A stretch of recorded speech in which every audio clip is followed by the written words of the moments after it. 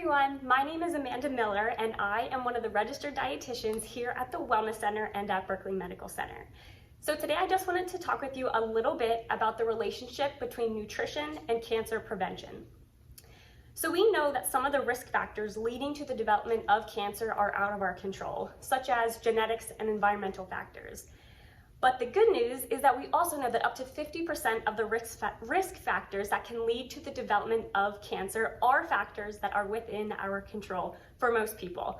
For example, avoiding smoking, reducing alcohol consumption, maintaining a healthy body weight through our lifespan, and getting daily physical activity are all amazing things we can be doing every single day to aid in reducing our risk in developing cancer. So one of the most important things that we can actively be doing every single day is following a healthy diet, consuming a healthy diet. And I just want to say up front that there are no magical foods and there are no bad foods. So there is no one food or supplement that is going to 100% prevent us from developing cancer. And there is also no one food or food group that is going to definitely cause the development of cancer. However, we do know that following a healthy, well-balanced diet that is rich in fruits and vegetables, fiber, whole grains, lean protein, unsaturated fatty acids, antioxidants, and fiber has been shown through research to reduce our risk of developing cancer. And so I also want to say that if you are someone who has already been diagnosed with cancer, if you are receiving treatment, or if you are in remission, following a healthy, well-balanced diet, as I'm going to be talking about today, is still important in contributing to a strong immune system and ensuring your overall strength and nourishment during this time. So before I get into talking a little bit about each one of those aspects and characteristics of a well-balanced diet, as I was just talking about, I first wanted to focus on this concept between energy-dense and nutrient-dense foods. And so if you are only going to take away one thing from my whole discussion today, please let it be this. And so we like to kind of categorize foods. Well, we categorize foods into a lot of different categories, but we also view them as energy-dense and nutrient-dense. And so energy-dense foods are foods that typically have a very high energy content, or in other words, a very high calorie content, and usually have few amount of nutrients associated with them.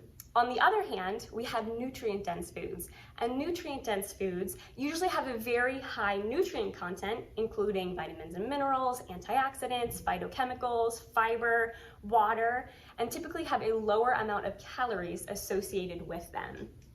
And so to put this into perspective a little bit more, I always like to use the analogy of going shopping when I talk about this. And so when we go shopping for anything, for example, a car, we have a budget in mind. And so obviously we want to be buying a car that is going to meet our budget, but we don't want to go too far over our budget. And we want to be getting the best quality car possible within that budget. And so the same is true with food and nutrition. So every single person has a daily calorie budget. And obviously every single day we want to be consuming food that contains calories that is going to meet our budget, but we don't want to exceed our budget. And we also want to be focusing on getting in the best quality calories that we can, because not all calories are created equal. And so I have two sample meals here that I wanted to briefly show you. So this first meal that I have, let me hold this up, is a cheeseburger on a white bun with a side of macaroni and cheese and some ice cream. And so this is definitely an example of an energy-dense meal. And so this meal could be upwards of 800 to 1,000 calories. And so for sake of this example, if your calorie budget is 2,000 calories a day, you're gonna be ripping through your daily calorie budget very quickly. You're not going to be able to eat consistent meals at this calorie budget, and you're not getting a very great nutrient package within these calories. You are getting things such as sodium, simple processed carbohydrates, a lot of added sugars and saturated fat. On the other hand, we have a nutrient-dense meal. For example, a piece of fish, a small baked potato, a serving of green beans, and a serving of mandarin oranges. And so this meal could be anywhere from 300 to 450 calories, depending on serving size.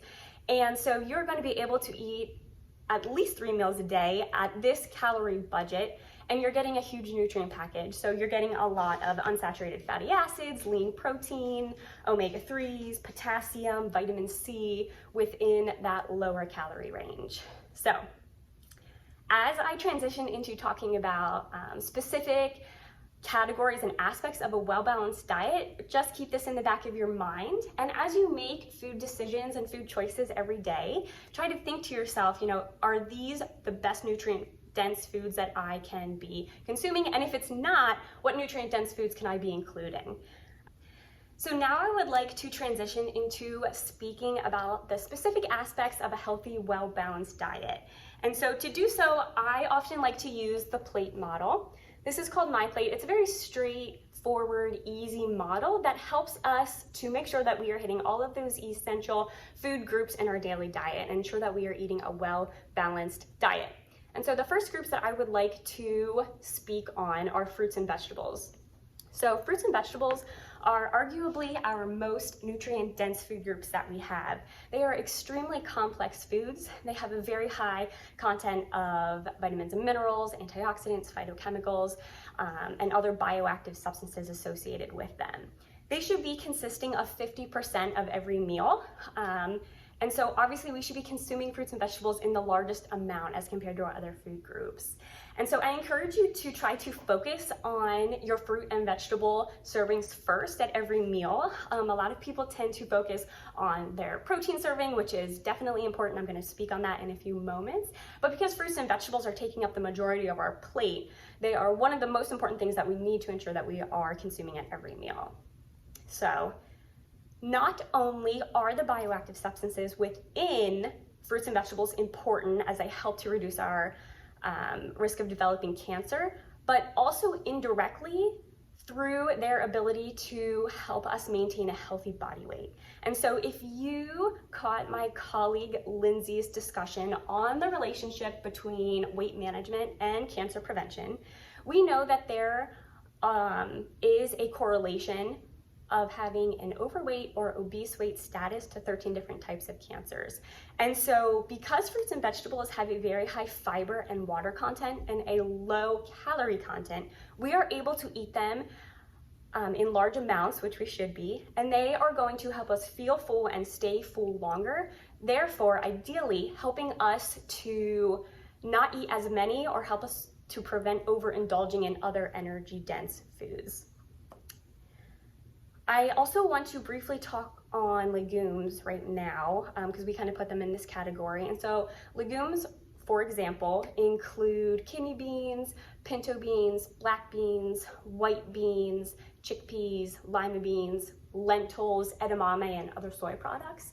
And so these foods are very high in protein, very high in fiber, iron, zinc, potassium. And so this makes them a very good substitution for our red and processed meats, which again I'm going to talk about in just a few moments. Another great thing about fruits and vegetables is that they have a very high antioxidant content. And so a lot of people have usually heard of the term antioxidants, but aren't quite sure what they are or why they are so important. And so what antioxidants do is they help to prevent the damage in our body that occurs from a result of oxidative stress. So what this means is that as we metabolize oxygen, which we are doing all day, every day, there is a chemical reaction that occurs that produces what we call oxidants or free radicals. And so these free radicals can be potentially dangerous in our body. They can cause damage to DNA, they can cause inflammation, they can contribute to other diseases. And what makes them so potentially dangerous is that they are lacking electrons, and so they have an unstable charge. And so in order to neutralize their charge, they tend to go looking for electrons, and they tend to take them from our healthy cells. And so it leaves those healthy cells susceptible to mutation, and that has been associated with an increased risk of cancer development. So the great news is that fruits and vegetables have such a high antioxidant content. And so when we are consuming an abundance of fruits and vegetables, which we should be, we are getting in lots of antioxidants, and these antioxidants have spare electrons. And so when we have an abundance of them, because we're consuming them all day long, when those oxidants or free radicals go looking for electrons, they tend to take them from antioxidants, therefore protecting those healthy cells that I was just talking about. So super awesome. The recommended amount or consumption for fruits and vegetables every day is at least 5 servings, which if you are trying and striving for 50% of every meal to be fruits and vegetables, that will be very easy to accomplish. Another question that I sometimes get is, what are the healthiest fruits and vegetables to eat? And this is where the phrase "eat the rainbow" comes from. And so it is so important to be consuming a variety of different fruits and vegetables, especially of a variety of different colors. And so different colors of fruits and vegetables tend to indicate that they have different phytochemicals associated with them. For example, red fruits and vegetables are typically rich in lycopene. Red and purple fruits and vegetables are typically a good source of our anthocyanins and our polyphenols. Orange and yellow fruits and vegetables are good sources of our alpha and beta carotenes and our flavonoids, and our yellow and green fruits and vegetables are good sources of our lutein and zeaxanthines. So these are all just examples of phytochemicals that are very important for our body to function properly, and they're contained in different amounts in different colors of fruits and vegetables. I also want to encourage you to be preparing and cooking your fruits and vegetables in different ways. A lot of people tend to feel that consuming raw fruits and vegetables is the healthiest way, and this isn't entirely accurate. And one of the most common examples is in regards to carrots. So carrots are an orange food, and so they have a very high content of vitamin A. However, they have very thick cellular walls that only allow less than 25% of that beta carotene to be converted to vitamin A for our body to utilize. However, when we cook carrots, the cooking processing partially dissolves those cellulose thickened walls, allowing for a much greater content of that beta carotene to be converted to vitamin A for our body to utilize. However, carrots are also a good source of vitamin C, and vitamin C is very, very easily destroyed with high heat, and also during the cooking process, vitamin C tends to leach out in surrounding water. So moral of this story is that raw carrots are a source of vitamin C, but a low source of vitamin A. And cooked carrots are a great source of vitamin A, but a low source of vitamin C. So just making sure that we are eating a variety of different fruits and vegetables and consuming them and preparing them in different ways as well is important. So moving on to our next group or our next category on our plate here, I want to talk about grains. So a lot of people tend to tell me that when they are trying to eat healthier, or whether they're trying to lose weight or not, they tend to cut out carbohydrates. And carbohydrates are so important. Carbohydrates metabolize into glucose, which is our body's preferred source of energy. We need it to function properly. Our brain needs glucose to function properly. So rather, we should be focusing on the types of carbohydrates that we are consuming. And so we want to be eating grains as whole grains. So what does this mean? So we want to be eating the entire kernel when the entire kernel of a whole grain is intact. Good sources of whole grains include brown rice, whole grain bread, whole wheat pasta, whole grain rye, quinoa, buckwheat, oatmeal, barley. All of these are great sources of whole grains. Whole grains are essential in our diet, especially in reducing our risk of developing cancer, particularly as it pertains to colorectal cancer. Whole grains are a great source of fiber. Whole grains help to reduce the inflammation in our body and also increases our gut transit time. So eating a diet that is rich in whole grains due to that fiber is going to help keep our GI tract movement regular. And so what that really means as it pertains to the reduction of our risk of developing colorectal cancer and cancer in general, is that our GI tract, our gut, is going to be exposed to carcinogens from our diet for a much shorter period of time, which is very important. Eating a diet rich in whole grains has also been associated with a lower BMI and a lower risk of being overweight or obese, which again, as I just mentioned with fruits and vegetables, we know that having an overweight or obese weight status is associated with a greater risk of developing cancer. So on the other side of whole grains, on the opposite side, we have our processed grains. So these are the carbohydrates and the grains that we want to be avoiding as much as possible. And so what happens is during processing, those two outer layers of our whole grain kernel that I was talking about, which is the bran and the endosperm, are stripped away. And so whole grains are a great source of fiber, as I mentioned, but also they have a complete nutrient package. They're a great source of our B complex vitamins, protein, magnesium, vitamin A, and so we are losing all of those, all of that fiber and most of those vitamins and minerals when we are stripping away those two outer layers of the whole grain. Additionally, when we are processing grains, the foods and the beverages that are a result of that processing tend to be foods and beverages that also have a lot of added sugars, added sodium, and saturated fat, which are all foods that we really want to be avoiding. So a good recommendation is to, again, just kind of following the plate model, at least 25% of our plate to be whole grains, and eating at least half of our grains during the day as whole grains. Moving on to our last category of the plate here, we have our protein section. And so I just want to also just say straight up that anyone who is following an average American diet is getting plenty of protein.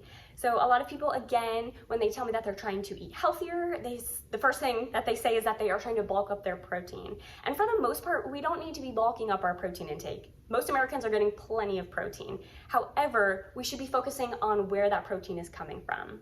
And so the biggest things here that we want to focus on is reducing our intake of those red and processed meats. So processed meats, including deli meats, hot dogs, sausages, hams, pepperonis, are all examples of processed meats. And these are a group 1 carcinogen. Red meats we also want to be limiting as much as possible because they are also a probable carcinogen. And so we want to be focusing on leaner protein sources, including fish, white meat chicken, white meat turkey, eggs, beans and lentils, whole grains, Greek yogurt, to be getting our protein from. Avoiding our intake of red and processed meats not only reduces our risk of developing cancer, but also reduces our risk of developing type 2 diabetes as well as cardiovascular diseases as well. So we have made our way through the plate. I lastly want to speak on beverages. So beverages are very important. We know that consuming water is very important to our overall health. Our body needs water. Our skin, our blood, our organs, our brain needs water. They consist primarily of water. But here I also want to focus a lot on avoiding as much as possible sugary beverages. So sugary beverages can include sodas, fruit juices, sports drinks, energy drinks, sweetened teas, and coffees. And so as I spoke on before, these foods have a lot of added sugars to them. And so this is associated with an increased risk of being overweight and obese, which in itself is associated with an increased risk of developing cancer. It's also specifically associated with an increased risk of the development of endometrial cancer just because of that very high glycemic load. And so when we are consuming foods and beverages that have a lot of added sugars in them, and in the example of sugary beverages, no other nutrients at all, that is going to impact our blood glucose very quickly, which is going to stimulate a very, very quick, immediate, and large insulin response. So focusing on consuming water and decreasing that intake of sugary beverages as much as possible. Specifically, I wanted to use fruit juice as an example here. A lot of people feel that consuming fruit juice is a good beverage choice. If you are consuming fruit juice, please make sure that it is 100% fruit juice. A lot of products that say juice on them, you look at the label and it actually says, you know, this product contains 5% fruit juice. So please make sure that you are consuming 100% fruit juice and keep your portion to 4 ounces per day. For example, if we are talking about orange juice, if we take an orange and we make it orange juice, we are retaining all of the sugar from an orange, but we are missing out on all of the fiber and most of the nutrients associated with an orange. Additionally, it can take up to 10 to 12 oranges to make a glass of orange juice, and you would never realistically sit down and consume 10 to 12 oranges at one time. So Please try to keep your intake to 4 ounces a day, and even better, consume a glass of water or unsweet tea and just eat an orange on the side.